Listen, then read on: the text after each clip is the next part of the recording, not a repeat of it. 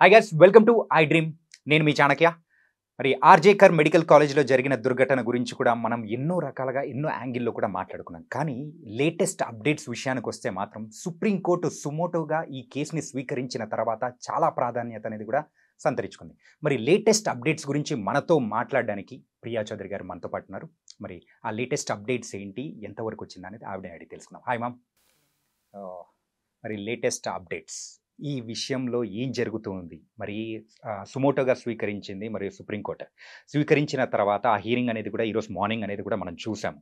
మరి ఆ latest updates ఏంటి? ఆ బెంగాల్ ప్రభుత్వానికి మరి చంద్రచూడ్ గారు విసిరిన సవాళ్ళు కానీ ఆ ప్రశ్నల వర్షం ఏంటో మీరు చెప్తే ఇంకా బాగుంటుంది. నేను కూడా యాక్చువల్గా ఏ ఇష్యూ ఒకటి ఇలాంటి ఇప్పుడు సంఘటనలు జరిగినప్పుడు నేను ఒకటేసారి స్పందిస్తాను. నేను మళ్ళీ మళ్ళీ మాట్లాడను. కానీ దీని మీద మాట్లాడడానికి కారణం ఏంటంటే ఆడపిల్లల యొక్క దుస్థితి ఇవాళ బయట మనం చదువుల కోసం అని పంపిస్తే ఎంత దయనీయంగా ఉందో ప్రతి ఒక్క పేరెంట్ తెలుసుకోవాలి.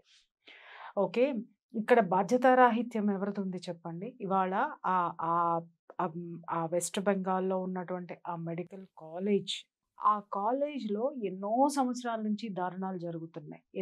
కొన్ని వేల మంది స్టూడెంట్స్ దాని నుంచి బయటకు వస్తున్నారు. వచ్చినా కూడా గత 10 ఇయర్స్ నుంచి అక్కడ జరిగేటటువంటి అకృత్యాల్లో ఎంతమంది స్టూడెంట్స్ లోపలికి వెళ్తున్నారు, ఎంతమంది స్టూడెంట్స్ బయటకు వస్తున్నారు. బయటకు వచ్చిన వాళ్ళు నోరు విప్పలేదు, లోపలికి వెళ్తున్న వాళ్ళు దాన్ని భరిస్తూ అలాగే ఉన్నారు. కానీ ఈరోజు జరిగినటువంటి దుర్ఘటన ద్వారానైనా ఈ విషయాలు, అంటే దేశవ్యాప్తంగా కూడా జరుగుతున్నటువంటి విషయాల్ని మనం మాట్లాడుకోవాల్సిన అవసరము, నాకు పేరెంట్స్కి వివరించాల్సినటువంటి అవకాశం వచ్చింది కాబట్టి నేను ఈ విషయం గురించి మళ్ళీ మళ్ళీ మాట్లాడుతున్నాను. ఈరోజు నిజంగా సుప్రీంకోర్టు ఇచ్చిన ఫస్ట్ వేసిన క్వశ్చన్ ఏంటి అని అంటే, ఆ అమ్మాయి చనిపోయిన తర్వాత పోస్ట్ మార్టం అయినటువంటి వెంటనే ఎన్ని గంటలకు? ఈవినింగ్ 8:40కి. నాకు తెలిసి క్రిమేషన్ ఆ టైంలో ఎవరు చేయరండి. 6 తర్వాత అంత్యక్రియలు జరపడం అనేది జరగదు. మహా అయితే మరీ లేట్ అవుతుంది అనుకుంటే ఎక్కడన్నా 7 లోపు కంప్లీట్ చేసేస్తారు. నెంబర్ 1. రెండో విషయం ఏంటి అని అంటే, అనాథ శవాలైతేనే ఆ టైంలో ఎవరు ఉండరు కాబట్టి చేస్తారు. కానీ ఆ అమ్మాయి పేరెంట్స్ అక్కడే ఉన్నారు. వాళ్ళకి కనీసం వాళ్ళకి ఆ అమ్మాయిని చూపించేటటువంటి అవకాశం కూడా ఇవ్వలేదు వాళ్ళు, పోలీసులు ఇవ్వలేదు. తర్వాత పేరెంట్స్ అక్కడికి వచ్చిన తర్వాత ఇంకొక క్వశ్చన్ కూడా సుప్రీంకోర్టు వేసింది. 3 గంటలు పేరెంట్స్ని ఎందుకు వెయిట్ చేయించారు అని అడిగింది. ఇది కీలకమైనటువంటి ప్రశ్న. దీనికి సమాధానం చెప్పాల్సినటువంటి అవసరం ఉంది. ప్రతిదానికి అక్కడ ఉన్నటువంటి ద గ్రేట్ కపిల్ సిబాల్ గారు ఒక మాట మాట్లాడుతున్నారు, దీన్ని రాజకీయం చేయకండి అని. రాజకీయ పరంగా నువ్వొచ్చు వాదించడానికి, కానీ ప్రజల తరపు నుంచి, బాధితురాల తరపు నుంచి అక్కడ అత్యున్నత న్యాయస్థానము, దేశంలో ఉన్నటువంటి అత్యున్నత న్యాయస్థానంలో ఉన్నటువంటి ప్రధాన న్యాయమూర్తి కూర్చొని ఉన్నాడు. ప్రతిదానికి ఆయన అదే ఉద్ఘటిస్తున్నాడు. అరే మేము అన్ని సబ్మిట్ చేశాం కదండి, మీరు దీన్ని రాజకీయం ఎందుకు చేస్తున్నారు అంటే అక్కడ ఎవడు రాజకీయాలు చేయలా.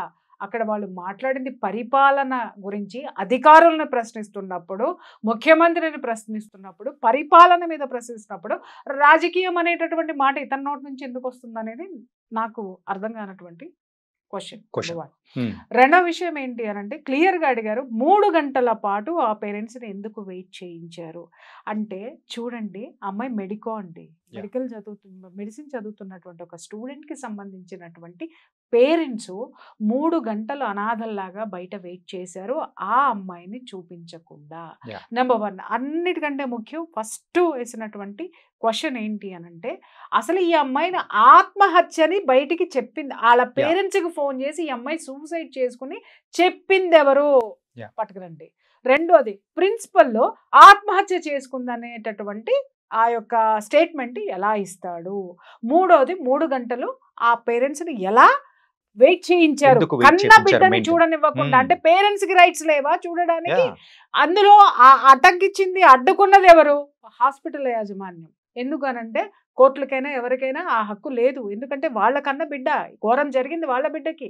వాళ్ళని ముందు ఫస్ట్ అలౌ చేయాల్సింది వాళ్ళని ఎందుకు ఆపేశారు? నెక్స్ట్ వెర్షన్ ఏంటి అని అంటే, రాత్రి 8:45 గంటలకి క్రిమేషన్ చేయాల్సినటువంటి అవసరం ఏముంది? ఇంకొకటి ఏంటంటే, ఇలాంటి కేసుల్లో ఎప్పుడూ కూడాను శవాన్ని కాల్చరు. దాన్ని ప్రిజర్వ్ అన్నా చేస్తారు లేదా సమాధి చేస్తారు. Yeah. ఎందుకు అనంటే అది ఆల్రెడీ హైకోర్టు సుమోటోగా తీసుకొని విచారణలో ఉన్నటువంటి కేసుని అత్యవసరంగా ఎమర్జెన్సీగా అతివేగంగా క్షణాల్లో బూడిద చేసేశారు అనంటే సాక్ష్యాలను బూడిద చేశారు. ఇక్కడ విషయం ఏంటంటే వాళ్ళకి అర్థం కానటువంటి విషయము పాపం తొందరపాటులోనో లేకపోతే ఆ యొక్క డిక్టేటర్షిప్ హోదాలోనో డిక్టేటర్స్ చాలా పెద్ద పెద్ద మిస్టేక్స్ చేస్తారు. Yeah. తెలుసా? వాళ్ళ యొక్క అహంభావంతో అహంకారంతో అధికారాన్ని నిలబెట్టుకోవాలన్నటువంటి అధికారం మీద ఉన్నటువంటి దుగ్ధతోటి చేయకూడని తప్పులల్లా చేసేది డిక్టేటర్సే. అంటే ఏముందిలే అని నిర్లక్ష్యంగా ఏముందిలే అని కాదు ఇక్కడ మేమే కదా, ఎవ్వడు మాట్లాడతాడులే, ఎవ్వడు నేను కదా తోపు ఇక్కడ అనేటటువంటి ఆ యొక్క అధికార మదం అంటారు దాన్ని. అధికార కాంక్ష కాదు, అధికార మదం. అధికార మదంతో చేసినటువంటిది. అడిగేవాడు ఎవ్వడు లేడు అనుకున్నారు, వచ్చారు కదా అడిగేవాళ్ళు. ఫస్ట్ హైకోర్టు వచ్చింది, తర్వాత సుప్రీంకోర్టు వచ్చింది. ఇంకెవరు కావాలి నీకు అడగడానికి? అయిపోలేదా? ఇంకొకటి ఇక్కడ నిజంగా పేరెంట్స్ ఇవాళ బెక్క చిక్కిపోయి ప్రాణాలు గుప్పెట్లో పెట్టుకుంటున్నారు. ఏంటి అనంటే అరే మా పిల్లలు ఇక్కడ చదువుతున్నారు అనంటే రేపొద్దున మా పిల్లల పరిస్థితి ఏంటి? ఇవాళ ఒక అమ్మాయి అత్యంత దారుణంగా కిరాతకంగా చంపబడితే తప్ప అక్కడున్న పేరెంట్స్ తెలుసుకోలేకపోయారు అక్కడ ఏ దారుణాలు జరుగుతున్నాయో. అక్కడ అసలు జనాలకు ఎవరికి తెలియదు అక్కడ ఏం జరుగుతున్నాయో. అక్కడ జరుగుతున్నాయని తెలిసినా కూడా ఆ కాలేజ్లో సీటు వచ్చినా కూడా అక్కడే చదివించారంటే గతి లేక చదివించారా, లేకపోతే మాకేం కాదు అనేటటువంటి భరోసాతోటి, లేదా ఏదో సామెత ఉంది నలుగురిలో నారాయణ గుంపులో గోవింద, పిల్లల్ని మీరు కూడా అలాగే ఉండండి, ఏదో ఒకటి చదువుకుని బయటకు వచ్చేసేయండి, చదువుకుని మీరు వైద్యం అయితే చేసేసేయండి, బతుకుంటే వైద్యం చేయండి, లేకపోతే బతకపోతే ఇలాగే మీరు వైద్యం చేయించుకోండి పోండి అని పేరెంట్స్ పంపించారా? ఇక్కడ అర్థం కాని సుప్రీంకోర్టు అడిగినటువంటి కీలకమైనటువంటి విషయంలో ఈ పాయింట్ నాకు అర్థమైంది. పేరెంట్స్ ఎలా వదిలేశారు? ఇన్ని అకృత్యాలు జరుగుతున్నాయి అక్కడని ఎవరికి తెలియదా? ఇదే ఫస్ట్ టైమా? ఆ అమ్మాయి మాట్లాడితేనే వచ్చిందా? ఆ అమ్మాయి ఎన్ని గొంతుకలు ఇలా నులిమేశారు? ఇది చెప్పండి నాకు ఫస్ట్. మనం ఆలోచించాల్సినటువంటి. అండ్ ఇంకొకటి ఏంటంటే ఈ ఆర్జేకర్ అంటే ప్రీవియస్ హిస్టరీ అనేది కూడా చూసుకుంటే మనం 2001 నుంచి ఇలాంటి మరణాలు, మిస్టరీ మరణాలు కూడా చాలా వరకు జరిగిన రికార్డ్స్ కూడా 23 సంవత్సరాల నుంచి జరుగుతుంటే నోరు విప్పనటువంటి జనాన్ని చూసి మనం జాలిపడాలా, లేకపోతే అధికారం చెలాయిస్తూ ఈ దాష్టీకాల్ని పెంచి పోషిస్తున్నటువంటి ద గ్రేట్ పొలిటీషియన్స్ ని మనం ఈ ఉరిశిక్ష ఎవరికి వేయాలి? కానీ ఇవాళ ఒక ఆడపిల్ల అత్యంత దయనీయంగా వీళ్ళ యొక్క ఒకళ్ళ నిర్లక్ష్యము, మరొకళ్ళ దౌర్జన్యము, ఈ రెండిటి మధ్య అతి దారుణంగా కిరాతకంగా ఒక ఆడపిల్ల బలైపోలేదా? సో ఈ ప్రశ్నలన్నిటికీ రేపొద్దున ఆ ప్రభుత్వం సమాధానం చెప్పాల్సినటువంటి అవసరం ఎంతైనా ఉంది. అంటే ఇదే కాకుండా మీరు ఇందాక చెప్పిన పాయింట్ లో ఈవినింగ్ 8:30 కల్లా క్రిమేషన్ అనేది చేసేసారు.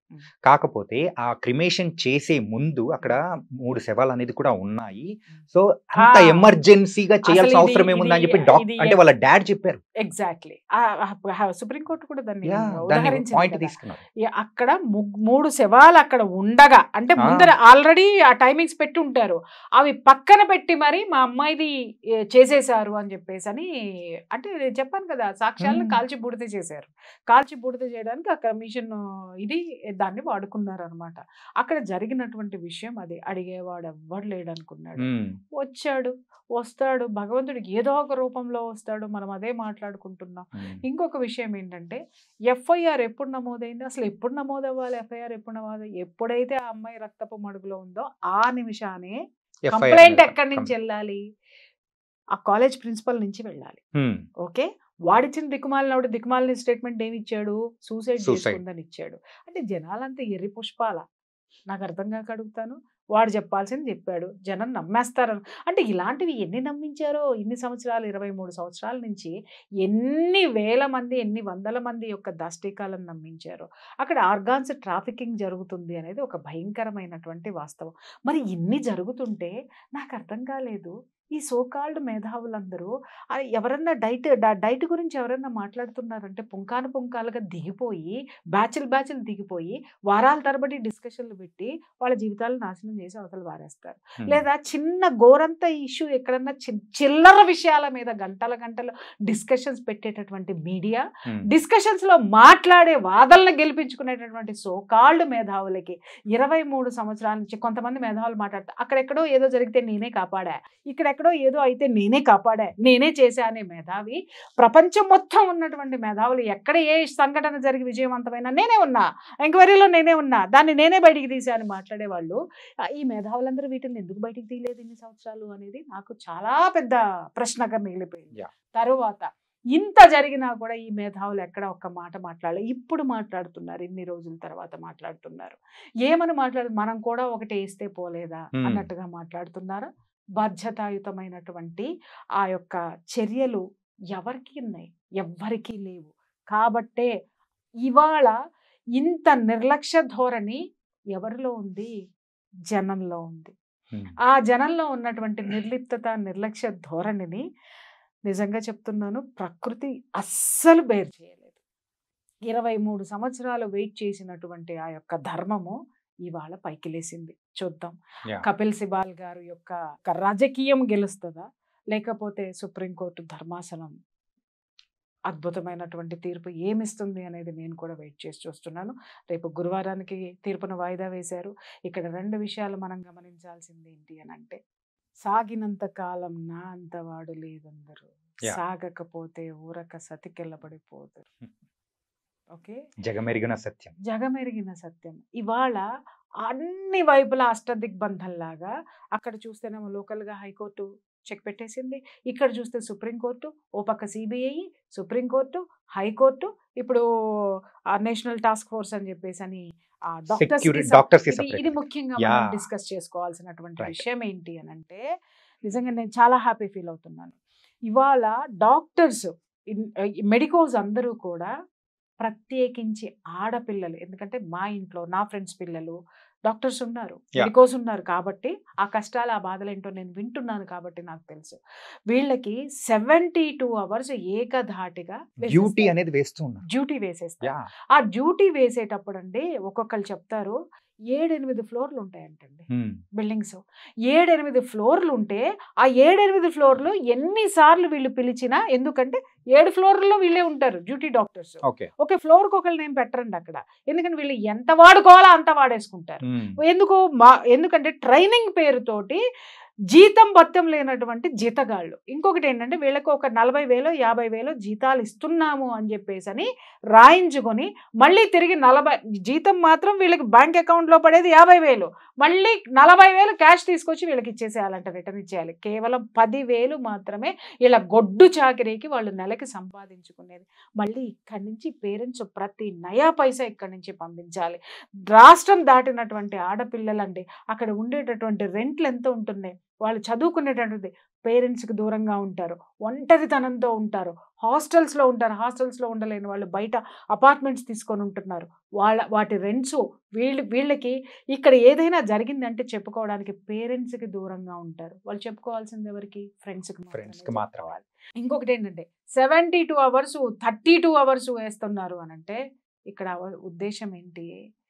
వాళ్ళకి చాలా మంది నేను చెప్పాను కదా, మా ఇంట్లోనూ నా చుట్టూ ఫ్రెండ్స్ పిల్లలు కూడా ఉన్నారు. వాళ్ళు చెప్పేది ఏంటి అని అంటే, వీళ్ళకి ప్రొఫెసర్స్ ఉంటారు చూసారా, గ్రడ్జ్ అంటండి వీళ్ళ మీద.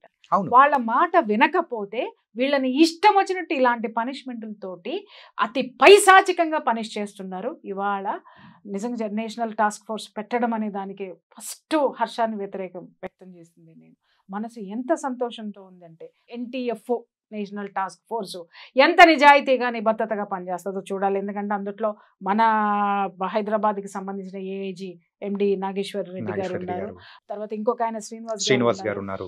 సో వీళ్ళు తెలుగు వాళ్ళే, మన పిల్లల్ని, మన ఆడపిల్లలకి సంబంధించి, ఎందుకంటే వీళ్ళకి ప్రైవేట్ హాస్పిటల్స్ ఉన్నాయి, ఒక ఆయన ప్రభుత్వం దాంట్లో చేస్తున్నాడు, ఒక ఆయనకి కార్పొరేట్ హాస్పిటల్ ఉంది. కానీ వీళ్ళు కనీసం ఒక బాధ్యతని, ఇవాళ వీళ్ళ మీద పెట్టినటువంటి బాధ్యత ప్రభుత్వంలో వీళ్ళకి ఇచ్చిన పదవి కాదండి, కొన్ని వేల మంది మెడికోల యొక్క జీవితాలు, ఆడపిల్లల మాన ప్రాణాలు ఇవాళ వాటి యొక్క భద్రత కి సంబంధించినటువంటి అంశం వీళ్ళ చేతుల్లో ఉంది. Yeah. అది వీళ్ళు చాలా గుర్తించి బాధ్యతాయుతంగా చేయాల్సినటువంటి అవసరం అయితే ఈరోజు చాలా ఉంది. నిజంగా వాళ్ళకి పెట్టే టార్చర్లు ఏంటి అని అంటే, వీళ్ళు ఆ వాష్రూమ్స్ ఉండవు సరిగ్గా. అవును. ఎంత భయంకరమైన విషయం, డే అండ్ నైట్ అండి. వాళ్ళు డ్యూటీలు చేస్తున్నప్పుడు వాటర్ తాగితే వాష్రూమ్కి ఎక్కడ వెళ్ళాల్సి వస్తుందోనని వీళ్ళు గొంతు మాత్రమే తడుపుకుంటారు తప్ప సఫిషియంట్ మనకి చెప్తారు మళ్ళీ వీళ్ళు రోజుకి ఇన్ని లీటర్ల వాటర్ తాగండి, టైంకి అన్నం తినండి, సన్లైట్కి ఉండండి, ఇంకొకటి ఉండండి. నేను అడుగుతున్నానండి, ఈ మెడికోస్ అందరినీ పాపం అడగండి, సన్లైట్ అంటే ఏంటో వాళ్ళకి తెలిసేమో. ఎందుకంటే డే అండ్ నైట్ డ్యూటీలు వేస్తారు. ఆ తర్వాత డే ఎలా ఉంటుందో నైట్ ఎలా ఉంటుందో తెలియక అలసి సొలసి పడిపోతారు. నేను ఇట్లాగే మా ఫ్రెండ్ వాళ్ళ పాపను అడిగాను అనమాట, ఏమ్మా నీకు అసలు ఎంత చక్కగా ఉండే పిల్ల ఎలా అయిపోయిందో ఏంటి నాన్న అంటే, ఆంటీ అక్కడ ఉన్న వంట మనిషి అతి భయంకరంగా పెడుతుంది మాకు, ఎందుకంటే మన రాష్ట్రం కాదు వేరే రాష్ట్రానికి సంబంధించిన వంటలు అని అంటే, అట్లా కాదు నాన్న, నీకు ఏది ఇష్టమో వచ్చిన తర్వాత చెప్పు, నువ్వు చేయించుకోవచ్చు కదా పనమ్మాయితో అంటే, ఏంటంటే వచ్చిన తర్వాత వాళ్ళతో చెప్పి చేయించుకునేంత ఓపిక మాలో ఉంటుందా? ఎప్పుడు ఈ రూమ్కి వెళ్ళిపోతామా, ఎప్పుడు పడుకునేసేద్దామా, వాళ్ళు అక్కడికి వెళ్ళిన తర్వాత కూడా కంటి మీదకి కునుకు ఇలా వాలిపోతూ ఉంటే కళ్ళు ఎప్పుడు మూసేసుకొని పడుకునేద్దామా, కనీసం తినేటటువంటి ఓపిక కూడా వాళ్ళకు ఉండట్లేదు. బలమైనటువంటి ఆహారాలు ఏం తీసుకోవాలో మనకి సజెషన్ ఇస్తారు, కానీ వాళ్ళకి ఆ వెసులుబాటు లేదు, సరైన ఆహారం లేదు, నిద్రలు లేవు, వాళ్ళకి సంబంధించినటువంటి ఆ యొక్క ఫెసిలిటీస్ లేవు. ఆడపిల్లలు వాళ్ళ చిత్రవద ఎవరైనా అనుభవిస్తున్నారంటే మెడికోస్. అండ్ ఫస్ట్ ఇయర్ లో మీరు చెప్పినట్టు ఆ ఫస్ట్ ఇయర్ లో ఉన్నంత నరకం మరి ఎక్కడా ఉండదండి. మొదలు పెడితే వీళ్ళు ఎన్ని సంవత్సరాలు చదువుతారో, ఈ ఫస్ట్ ఇయర్ తర్వాత పీజీ తర్వాత దాంట్లో స్పెషలైజేషన్ తర్వాత సూపర్ స్పెషలైజేషన్, దాని తర్వాత పిహెచ్డీలు, దాని తర్వాత డాక్టరేట్లు, ఏది ఉన్నా వీళ్ళ బతుకు ఇట్లనే గడిచిపోతుంది.